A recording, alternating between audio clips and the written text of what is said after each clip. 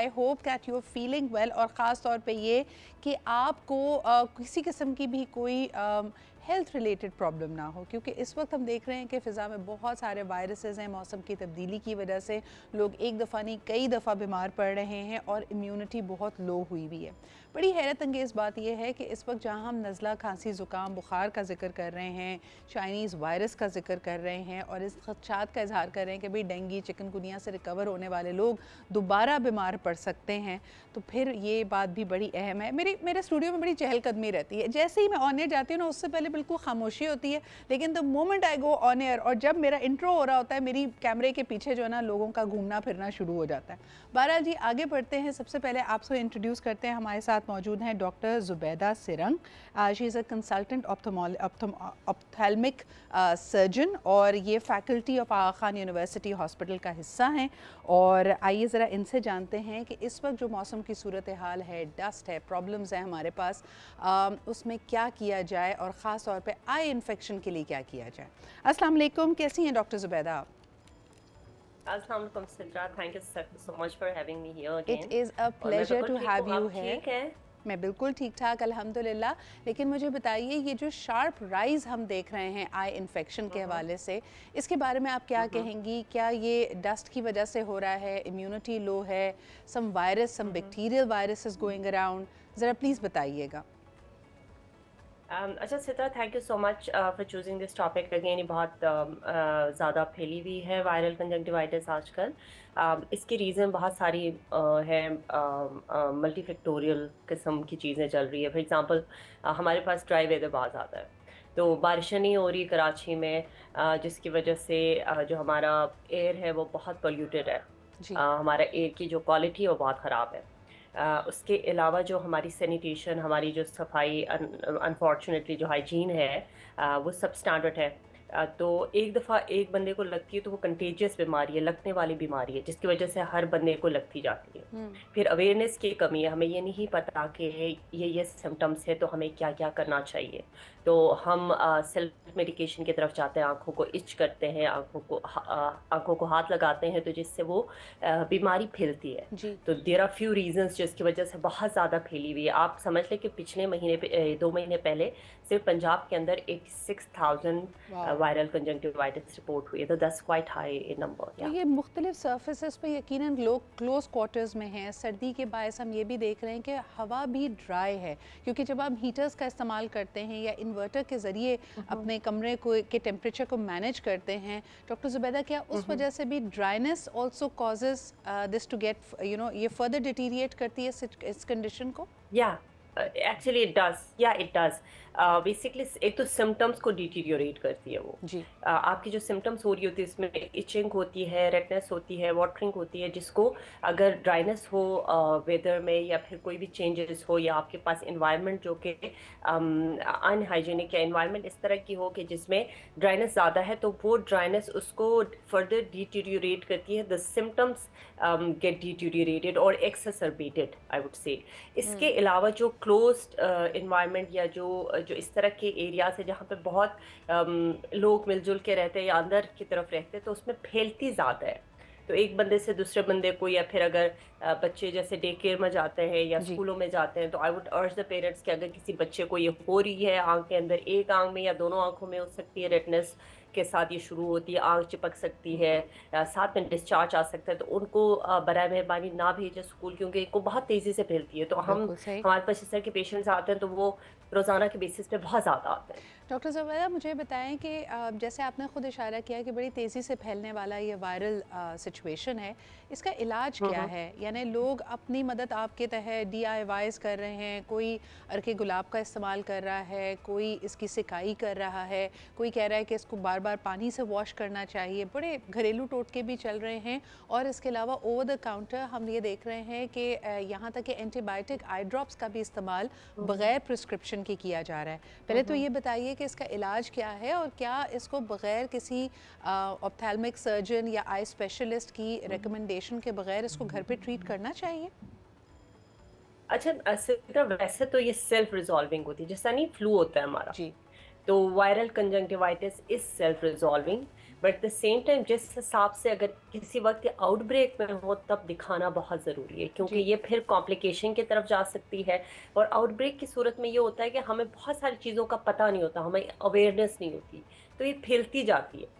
तो हुँ। इस सिचुएशन में दिखाना बहुत ज़रूरी है। और फिर जैसे आपने जिक्र किया ओवर द काउंटर जो मेडिकेशन यूज़ हो रही है, आपने तो फिर भी एंटीबायोटिक का नाम लिया। आई वुड से कि I have seen patients using steroid, oh no! जो कि बहुत ही खतरनाक चीज़ है, जो इसको अच्छा, और इसमें एक्सरबेट ये बात करती भी है। नोट करने वाली है डॉक्टर ज़ुबैदा कि दे आर यूजुअली अनअवेयर, यानी आम तौर पे वो दे किसी बस they are I drop unaware. का नाम बस चल जाता है कि जी मुझे हम्म। इससे फ़ायदा हुआ था, आप भी ये ख़रीद लीजिए, और बग़ैर ये जाने कि एग्जैक्टली। मरीज़ की उम्र क्या है, बच्चों को भी स्टेरॉइड्स इस्तेमाल किया करवाए जा रहे हैं। मैं एक नाम लूंगी, स्टेरॉइड प्लस एंटीबायोटिक।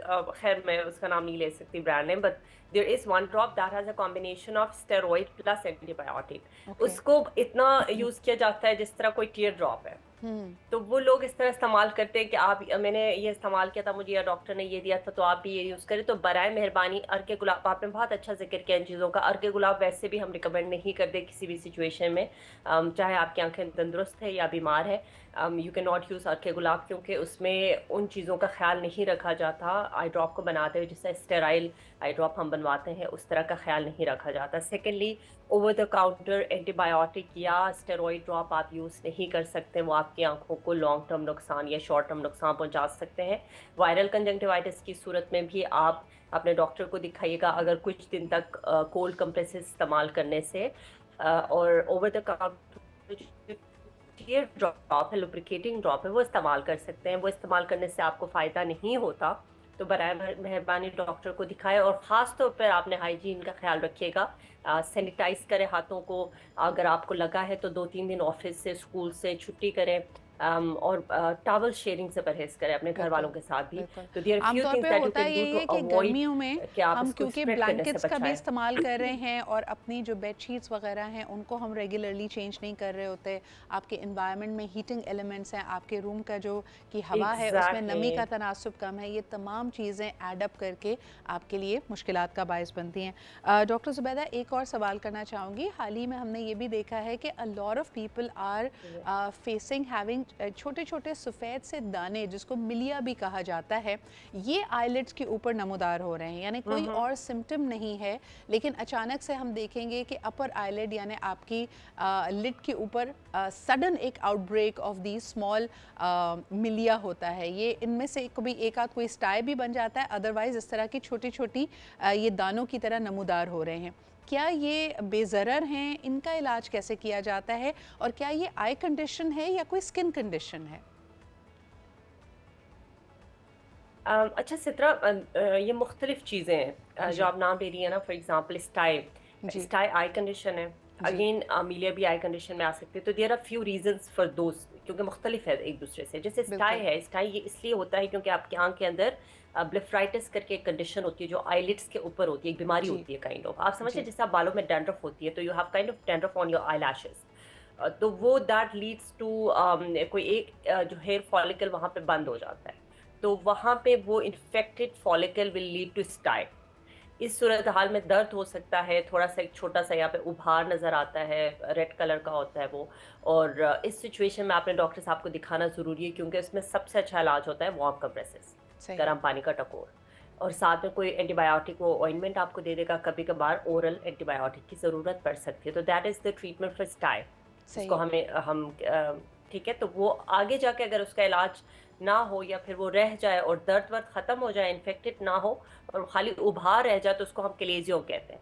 सही। जिसको फिर अगेन डॉक्टर को दिखाने पे ही वो आपको बताएगा कि इसको निकाल के इलाज होता है या उसका किस तरह। फिर there are few other conditions, छोटे छोटे जो डॉट्स बनते हैं वो वायरल कंडीशंस में बढ़ सकते हैं, जिससे नहीं हाथों में बनते जी। हैं। वायरल वार्ड किस्म के होते हैं, वो आंखों के ऊपर बन सकते हैं। तो उनके लिए भी मुख्तलिफ ऑइंटमेंट होती है जो उनको ख़त्म करने के लिए हम देते हैं। और कभी कभार अगर आंखें बहुत नज़दीक हो तो फिर हम खुद ही उसको थोड़ा सा चीरा देकर उनको निकाला जाता है। बिल्कुल सही। तो मुख्तलिफ अच्छा, ये कंडीशंस होती हैं। These are different conditions. फिर वही बात कि आप ख़ुद से या गूगल करके इनका इलाज ना तलाश करें, किसी आई स्पेशलिस्ट को दिखाएं। छोटे बच्चों में अगर ये आपको तकलीफ़ नज़र आ रही है तो बराए मेहरबानी थोड़े दिनों के लिए उनको स्कूल ना भेजें, उनका जो एक्सपोजर है उसको मैनेज करने की कोशिश करें। डॉक्टर ज़ुबैदा, एक बात जो हमने नहीं की, अ लॉट ऑफ इस वक्त क्योंकि सेलिब्रेशंस का वक्त है, तकरीबात हो रही हैं, तो कई हमारी जो प्रैक्टिसेस हैं वो काफ़ी अनहाइजीनिक है। मिसाल के तौर पे हम सैलॉन्स में जाके जो मेकअप करवा रहे हैं उसमें मेकअप शेयरिंग हो रही है, लोग आईलैश एक्सटेंशंस वगैरह करा रहे हैं, कॉन्टैक्ट लेंसेज कलर्ड इस्तेमाल कर रहे हैं जो कि अच्छी क्वालिटी के नहीं हो सकते। ये तमाम भी अनासर हैं जिसकी वजह से लेने के देने पड़ सकते हैं और आपकी आंख में बिल्कुल, तकलीफ़ का बायस बन 100%, सकते हैं। सो 100%। अगर आप इन तमाम चीज़ों में इंडल्ज कर रहे हैं, again common practices would be कि आँख की सफाई का बहुत ख्याल रखें और इन चीज़ों में शेयरिंग कम से कम करें। जी doctor Zubaida, any tips on that? Thank you so much Sitra, again ये बहुत अच्छी बात आपने की है कि हम जो मेकअप के पीछे या ब्यूटी के पीछे जो चीज़ें हेल्थ को कॉम्प्रोमाइज़ करते हैं, आंखों को कॉम्प्रोमाइज़ करते हैं, तो काइंडली ना कीजिएगा। जो कॉमन चीज़ है वो तो हमें खुद समझ आती है कि शेयरिंग, जो स्पेसिफिक मेकअप शेयरिंग है वो ना करें हम लोग, क्योंकि फैलने वाली बीमारियां होती हैं, खासतौर जी पर आई मेकअप। बिल्कुल। आई मेकअप की चीज़ें, क्योंकि आँख का जो आपका जो फ्लूइड होता है आँख से जो निकल रहा होता है, उसके थ्रू बहुत सारी बीमारियाँ आप फैला सकते कॉन्ट्रैक्ट कर हैं। सकते हैं, सिस्टमिक बिल्कुल सही। बीमारियाँ भी फैल सकती हैं, बिल्कुल। एब्सोल्युटली। और सो आँखों की बीमारियाँ तो बहुत आराम से जी फैलती हैं। बिल्कुल, तो तो कोशिश काइंडली कीजिए डोंट कि डू अपनी दोज़ हाइजीन थिंग्स। का ख्याल रखें, शेयरिंग की तरफ ना जाएं और जिस तरह के हमेशा कहा जाता है मेकअप लगा के सो मत जाएं। आप बेशक जितने भी थके हुए हों, make sure that you remove your contact lenses and you remove your makeup, you remove your false eyelashes और उसके बाद आप सोने के लिए जाएँ। बहुत बहुत शुक्रिया डॉक्टर ज़ुबैदा। छोटी छोटी एहतियात से आप बड़ी मुश्किल से बच सकते हैं, लेकिन खुदा ना खास्ता अगर ये कंजक्टिवाइटिस आपको हो तो ये सेल्फ रिजॉल्विंग होता है, लेकिन इस पर नज़र रखनी ज़रूरी है और बद एहतियाती से बचिए।